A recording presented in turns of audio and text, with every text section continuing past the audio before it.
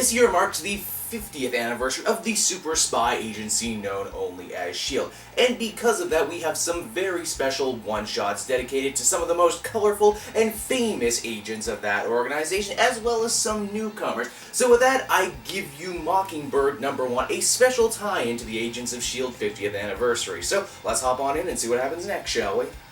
So, as the comic opens, we are introduced to Bobbi Morse, superhero, agent of S.H.I.E.L.D., and once upon a time a biologist. She's living in England with an agent that reminds her way too much of Clinton Barton Hawkeye, one of her on-again, off-again flames. Mockingbird is called back into action when Dr. Calvin, her old mentor, is found dead. This means she's forced to travel back to America where she meets Calvin's son, a rather mysterious gentleman.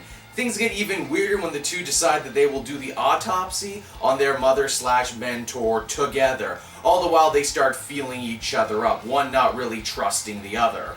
It's here we're also reminded of a very interesting fact, and that is that Mockingbird was actually brought back to life thanks to S.H.I.E.L.D. Something that kinda gets under the son's skin. You see, his mother actually quit her very important research because of S.H.I.E.L.D's meddling. She didn't want to see her research used to create super soldiers that would end up killing people. The son, on the other hand, felt quite differently, that this sort of scientific breakthrough belongs to the world, and if that they can actually bring people back to life, that it would be a sin to not try and explore these ideas further. And yeah, at this point you don't exactly need to have a master's in criminology to find out that yeah, the son totally killed the mother, but he did it in an attempt to lure out Mockingbird. He basically wants to dissect her and find out what exactly was S.H.I.E.L.D. did to bring her back to life. Bobbi, on the other hand, has other plans for this, breaking out and totally ringing the dude's bell. Later, Bobbi attends the funeral of her mentor and returns back to the pattern of her life with a very heavy heart. I should also note that this issue has a very interesting backup story. The unveiling of Red Widow, a brand new superhero that's getting a lot of push recently. Her deal is that she's an Eastern European immigrant girl. Her parents were killed overseas. She had a run-in with Black Widow, was taken more or less hostage by S.H.I.E.L.D. for a good chunk of her life before eventually escaping.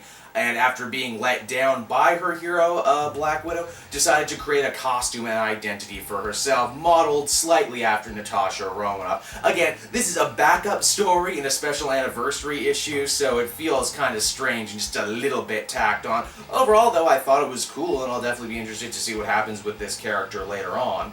Overall, Mockingbird S.H.I.E.L.D. Anniversary #1 50th, man, this is a mouthful of a title, was okay. It was decent. It definitely does a good job getting up to speed on everything Mockingbird's been doing, and everything that's kind of shaped her into the character that it is. I get the feeling that if any one of these issues sells particularly well, then there's a good chance we might get a solo series off the back of it.